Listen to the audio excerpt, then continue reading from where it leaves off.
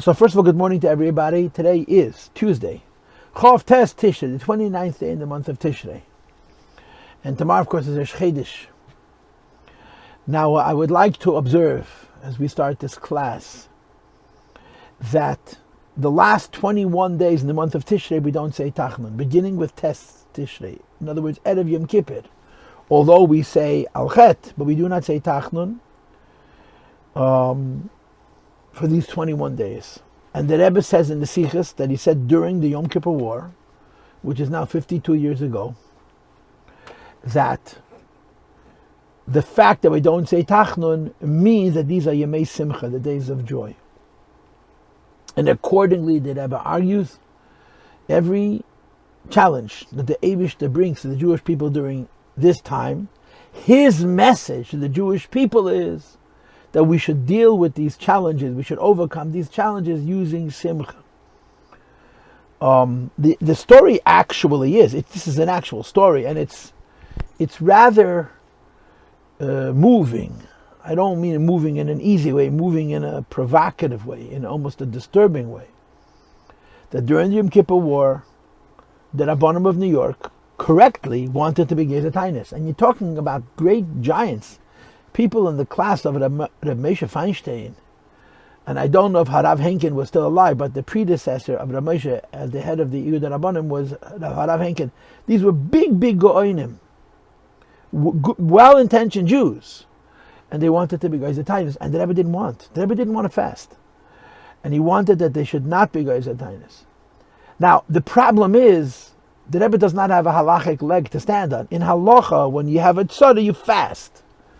This whole idea that you offset a tzara with simcha is it's a mystical idea. I don't even know where it begins. Where do you have in history of the Jewish people that when Jews have a tzara, you push away the tzara through serving Hashem b'simcha? The Baal Shem Tov, there's a story, a famous story. The Mittler Rebbe's son was once in an accident and he was almost killed. And the Mittler Rebbe's reaction was to be b'simcha. And he stayed in that mode of simcha until they told him that his son was feeling better. Of course, we have the kernel of it. Trach gut vet zayin gut, which really goes back to the Alter Rebbe, and you get a Sakedish Siman Yud Aleph in Tanya. At the end of this Maimed, Laskil Chabina, the Alter Rebbe says that when you have B'tachin, it turns around the Tov Nidav and Nigla. So the Rebbe was not just coming out opposed to people who he had deep respect for. The Rebbe's relationship with Rebbe Moshe Feinstein and with Rav Enkin was very deep. But the Rebbe's a Rebbe. They're Rabbanim and he's a Rebbe. And the Rebbe has a different perspective. The Rebbe has a point of view of Ruach HaKodesh, of Nevuah. And the Rebbe wanted and the Rebbe arranged that the fast shouldn't happen. I mean, that's the end of that story. And it's powerful because it can seem as if the Rebbe is disregarding Gedolei Yisrael, and he's not. He's in a different place. He's in a higher place. And the point that I'm making is that now, in this year, Tafshin Pei Vav, the tool of Simcha, as a way of dealing with hardship, is a constant. It's something which is core to the Rebbe's philosophy, to the Rebbe's teaching, to the Rebbe's inspiration for our generation. The Rebbe actually said in Pashas Kiseiti, Tafshin Mem Ches, that you can bring Mashiach through Simcha. You can bring Mashiach through Simcha. The Rebbe actually said, Bechonini, try me out, see if it works. If Yidden would live with Simcha Rabba Batzuma, it itself would bring Mashiach Tzidkenu. Because Simcha is rooted in B'tachan. Simcha is rooted in Bittul, and getting over yourself. These are wonderful tools for living a good life.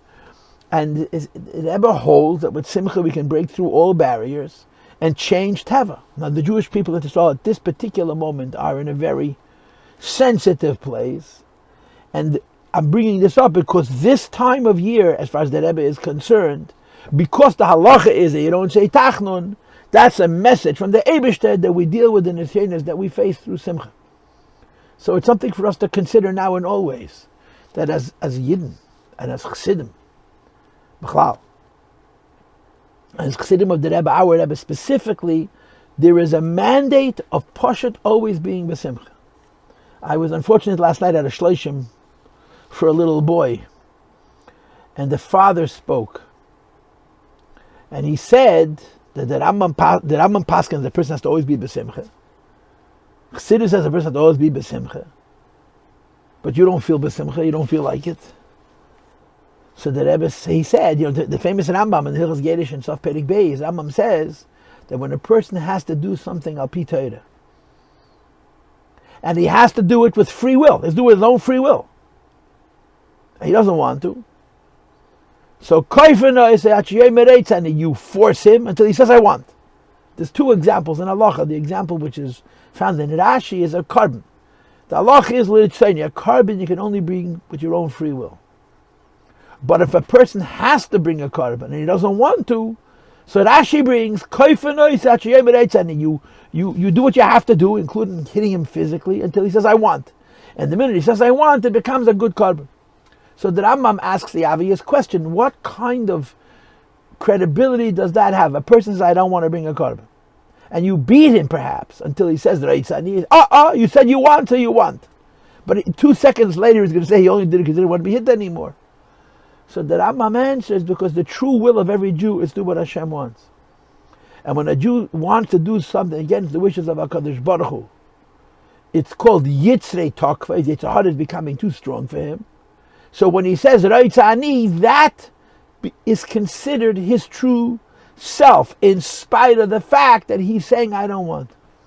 So my student said that if Torah says you have to be besimcha, and you act besimcha and you don't mean it, that you really do mean it. Because since Kaif, the real will of a Jew is to be besimcha, so when you don't want to be besimcha, but you say you want to be besimcha, that becomes your truth, and the simcha becomes a real simcha, and real simcha is really poet's real gedarim. So since today is the last day before Rosh Chodesh, even tomorrow's Lamed Tishrei, but this is the last day of Tishrei before we have a Shaychus to Chodesh Cheshvan, I felt that it's appropriate that we should touch on this notion of Ivdu es Hashem besimcha always. In the wording of the Rambam Sofachas Lulav, it's a voide gedoyle, it's a very big deal.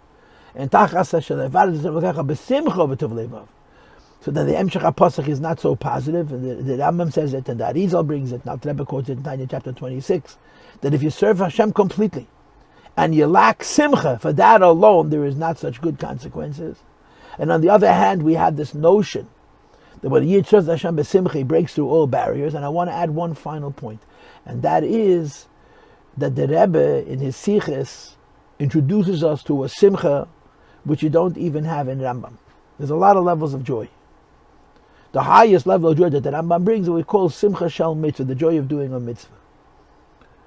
And Rebbe brings that according to the Ramah, and of course the Rebbe is the one flushing it out. It's the Ramah doesn't say it, the Rebbe hints it.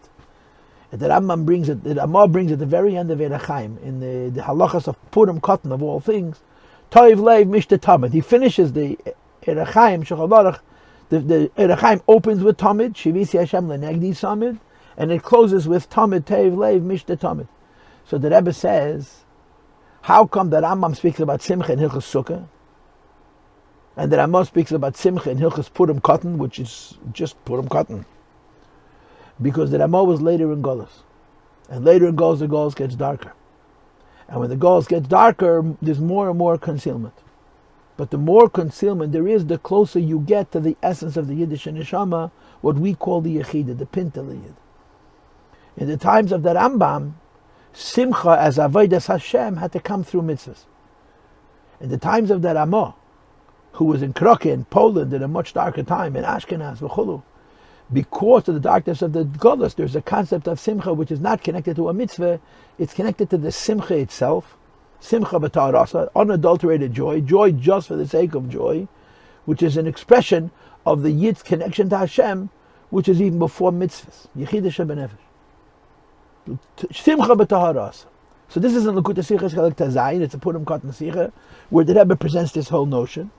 And then, as I mentioned before, in 1988, in the summer of Tafshem Mem Ches, I think Pashas Kisei said the Rebbe spoke again about Simcha b'ta'arasa, this higher kind of joy, even higher than the joy of which the Rambam speaks.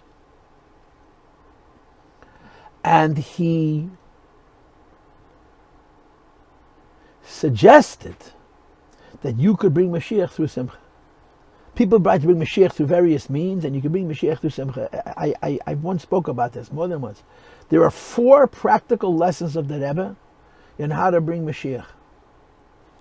One of them is